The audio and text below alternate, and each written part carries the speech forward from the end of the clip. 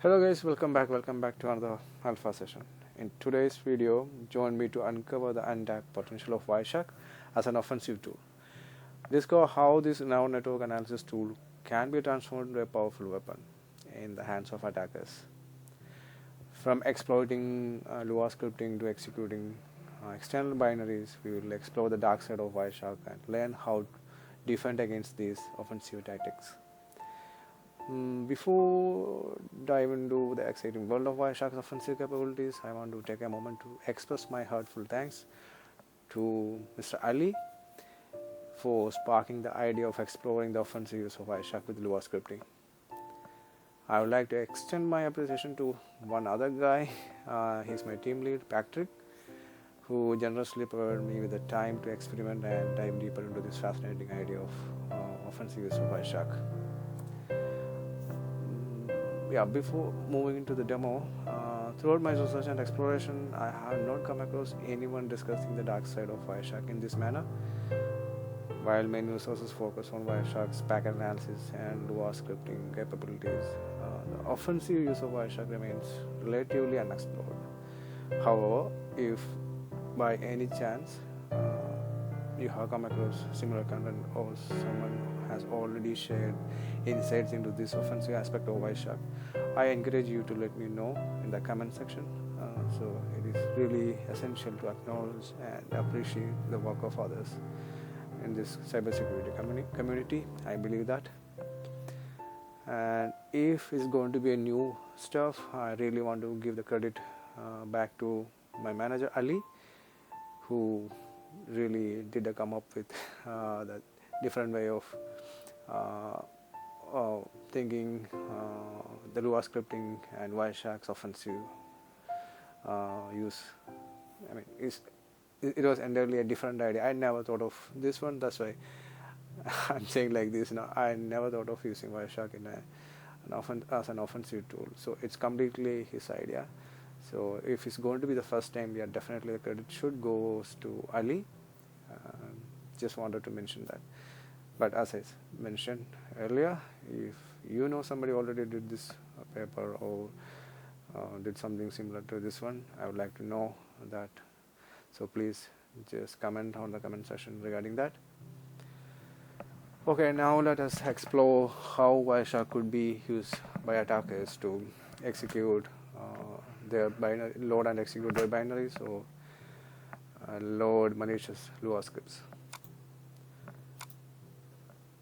And on the demo part, we are going to explore these different ways.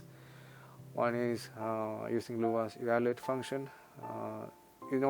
Apart from the packet analysis capability, Wireshark comes with the Lua interpreter, so that helps to execute custom Lua scripts or custom Lua commands.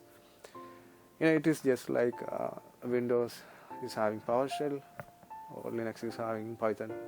So whenever we have these interpreters built in on operating system or inside some other tool, definitely there's a chance of making use of that interpreter engines for malicious purposes. The same thing is happening here. Here, Wireshark has a built-in Lua interpreter, and we are going to explore the offensive side of that. How attackers are going to use that as to load their binary and use Wireshark as a proxy binary to run the attacker's binary. So the first method is using os.execute. I would like to share that. Before that, here I'm going to use a custom C# reverse shell based on TCP. In real time, it could be anything that can bypass the antivirus. And sometimes, when there is no threat hunting rules, it could really bypass EDR systems, but not completely. So here I'm going to start my controller, and here I have two bad files. One is to copy my binaries here, and the other one is I will show you where it's going to copy. Here when I'm going to run this here, I think I already did, but it's replace, I think. Yep, it's fine. So these are my malicious Lua file and the malicious agent. I copy to this folder. So now I'm going to start my Wireshark.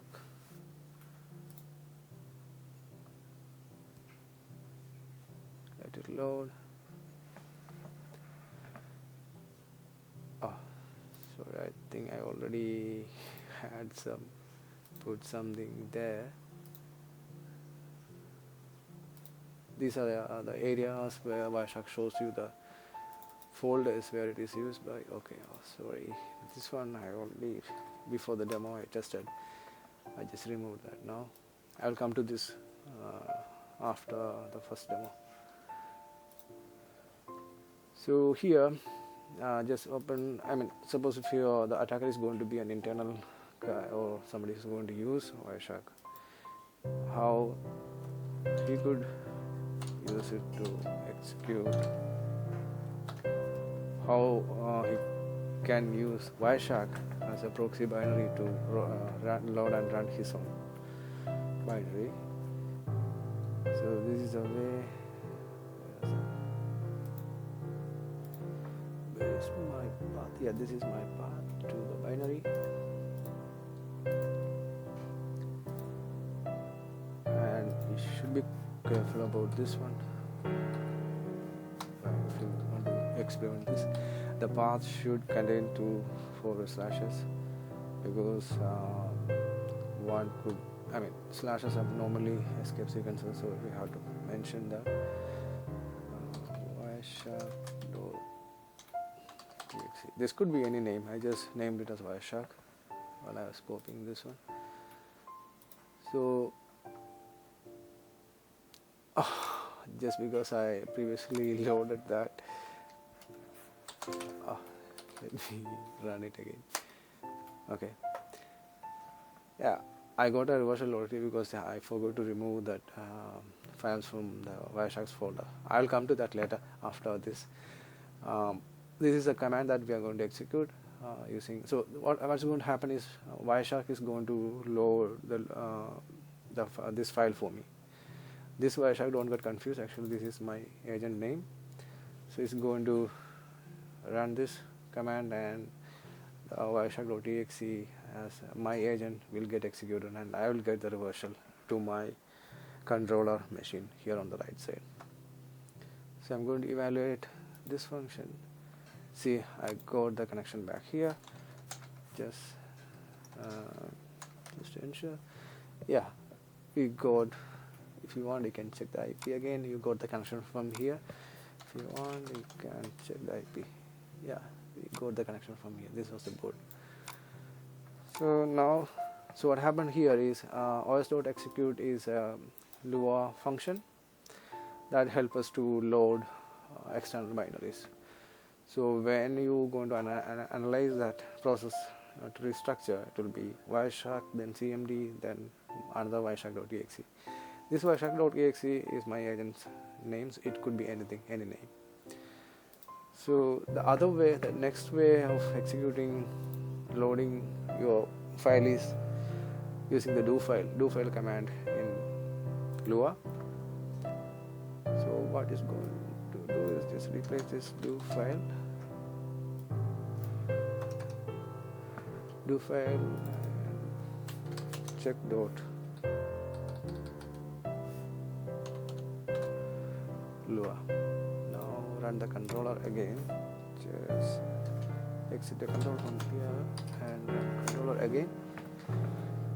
So what this Lua check.lua is, I will show you the content of that.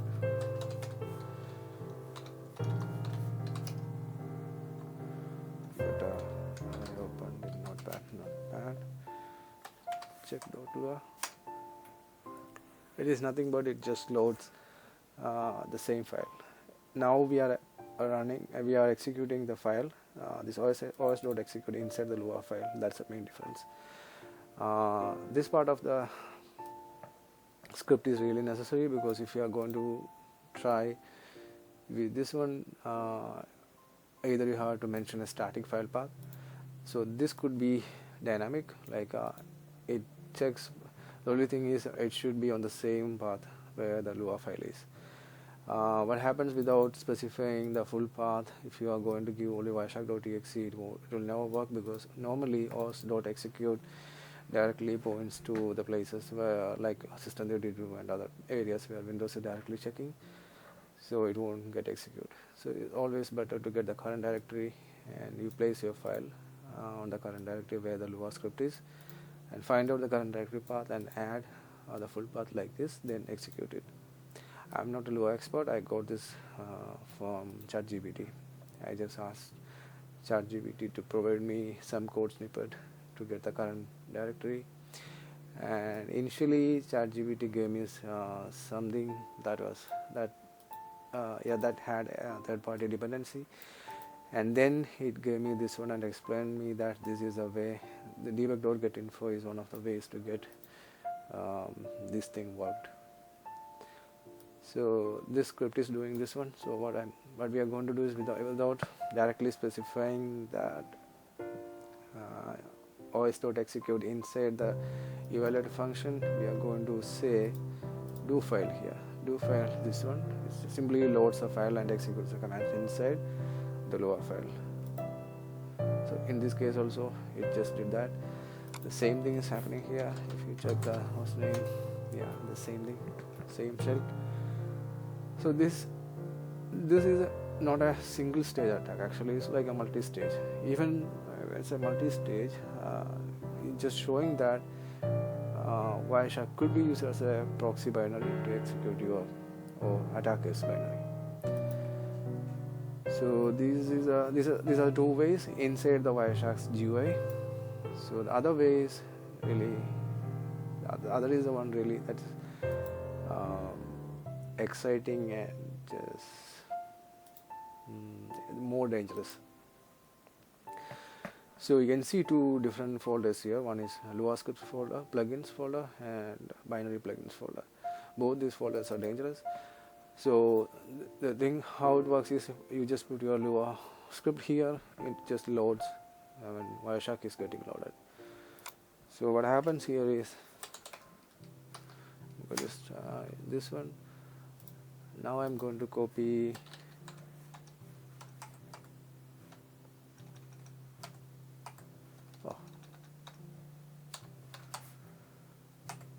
my plugin, copy into this plugin folder, the check.lua file and the wireshark.exe, the agent one. Agent Wireshark is not the actual Wireshark. Now I have copied it here. The same thing is going to happen, but now it's going to happen automatically without any user intervention. Like, there is no need of somebody is going to do anything externally. By default it will load up with this wireshark.exe. So I'm closing this one, and there's a difference in these two folders. Even if you put the same thing inside this folder, it will work as just like we are putting it here. But the main difference is that inside the version folder, whichever version Wireshark has, here you can put directly the binaries, plugins, but that should have some kind of format in the sense it should have some functions like initialization, registration. So it's just like, I'm not sure whether you are aware about that install utility that attackers were using to run their load their DLLs or binaries. When we develop a binary or whatever form, DLL or exe form, that points to, if you want to make use of install util.exe with that binary, you have to follow some format. There are some methods that you have. Inside the method you have to run the shell. Just like that, if you are planning to create direct binaries without Lua script, you can make it in C++, but you have to follow that Wireshark's plugin format. But the same thing here works here. Like Lua script, it could be anything. Like we can just put there and just the Lua script will get executed. So for the demo purpose, at present I'm just doing it here. You can move this to the version folder and do the same thing. It will work exactly like this. So now we have this in our folder, and I'm going to reload this Wireshark. Just keep an eye on the right side what happens when I'm going to load the Wireshark. So Wireshark, see, I got that reversal here. It's the same thing, same connection, everything is same. The beauty of this attack is now we completely made it like a kind of auto attack. Again, it is not a single stage attack. You have the initial stage of your malware should find out the plugin path of Wireshark, and normally there won't be any plugins folder. So if there is a Wireshark installed in a user computer, your malware should create a plugin folder. Then on the second stage, you have to put your Lua script and the second stage malware inside the folder. Then you have to wait till the Wireshark is getting reloaded by the user. So these stages are there while executing this attack. I'm just showing for the demo purpose, directly transferring your files there. But initially transferring the files to that folders is really, you have to plan your attack. You have to make changes in your malwares on each and every stage, how it should be. It has to find the plugin folders, then it has to put another second stage file there inside the plugin folders, and there should be some kind of Lua scripting that should point to that plugin, or you can directly put the second stage file inside the version folder of Wireshark, where it could be loaded directly without any help of your Lua script. Anyway, you can plan it according to your need, a more advanced way of attacking. So this is the way it works. It simply loads the Lua script from there, and the Lua script actually just loaded and started the Wireshark.exe that I put on the same folder. So why it is happening? How can we prevent this? That's also a simple way. There is also a simple way to prevent it. All these things are happening because of one. And one more thing I forgot to mention, the plugins folder doesn't need any kind of administrative privilege. But there was another folder, I don't know whether you have checked it or not. I'll show that after changing this. It's called a direct program files folder in Wireshark that definitely needs administrative privilege. And there's a file called init.lua inside the folder, and that folder, let me open this again. Wireshark, close it. You already did that. This folder, program files folder. Inside the folder, actually there is a file called init.lua. By controlling that file, you can prevent this attack. But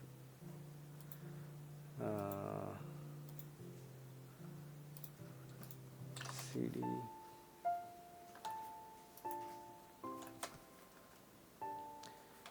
notepad init.lua. Here in this folder, this file, you can see enable Lua is set as true, and I'm going to change this as false. Now, did I close that? Okay.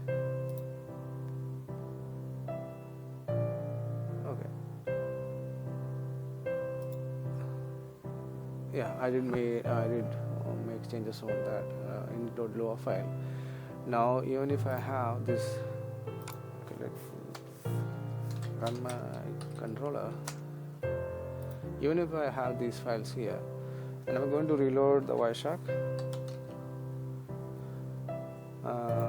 nothing is going to happen. It won't reload that plugins folder Lua file. So we are safe now, because we just disabled the Lua loading capacity of Wireshark by setting that value to false inside the init.lua file. And yeah, one more thing you can do is you can do the same do file stuff inside the init.file. End of the file you can specify the do file and whatever you want, whichever file you want to load up. But these changes requires administrator privilege, so that may not be too much practical. But this could be a preventive method, so the administrator can set this value to false to stop Wireshark load something from the plugins folder, or try to execute the Lua inside some specific folder that is mentioned inside the init.lua file. So this is a way to prevent this attack. And did I miss something? No, I think I covered this one. As I mentioned, if you are good in Lua, there is another way. This method has an issue, like not an issue, but from an attacker perspective, this method we have to put the actual binary file inside the disk. So there is another way. Potential way of executing this one is just by leveraging base64 encoding and decoding. You can keep your binaries and binary as a base64 encoder string inside the Lua file, and there is a method in Lua, it's os.tmb name or something, I forgot that, but something is there that doesn't create any actual hard file inside the hard disk. It's a temporary file name, something that returned by the Lua engine. Then you can run the file using io.open. I think io.open, some other method is there, or even I think you can use os.execute run the file. The benefit of that is you can keep everything inside the Lua script. No need to have a separate .exe file. But the challenge is Lua doesn't have any built-in base64 encoding. You have to, if you are good in Lua script, you can have the algorithm implemented inside the script for encoding and decoding. Then you can put your encoder string inside that same file and decode it, save it, save it as a temporary file name using Lua's os.tmb underscore name or something. Then you can execute that. That's another way of attacking it. I tried it, but I tried it with the help of ChatGPT. Even ChatGPT couldn't help me on creating a good base64 decoder implementation in Lua. So that's something I'm working on. If I'm successful on that, I will share that code later. The good thing about this part, the experiment of this one was, we now have a hunting rule that hunts for Wireshark's weird behavior, like loading external binaries, cmd.exe, then some other processes. We do have our rule for detecting this one now, so we are safe theoretically, at least for some direct attacks. So it's always recommended you too can do the same thing. Just add the Wireshark's behavior into your hunting rule, then try to find out the odds. Who is going to, I don't know who is, if the main thing of this video is don't miss out the Wireshark's capability of executing malicious scripts or binaries by using, by just sitting in front of everyone. Like when somebody is seeing directly, it is going to be Wireshark.exe, but yes, just as it's just shown here, it will be something behind the scene. So always we recommend to put your hunting rule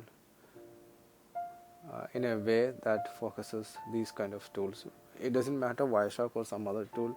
Maybe just imagine there is some other tool that has a built-in scripting engine. Yeah, definitely there is also chance of this one. Doesn't matter which tool it is.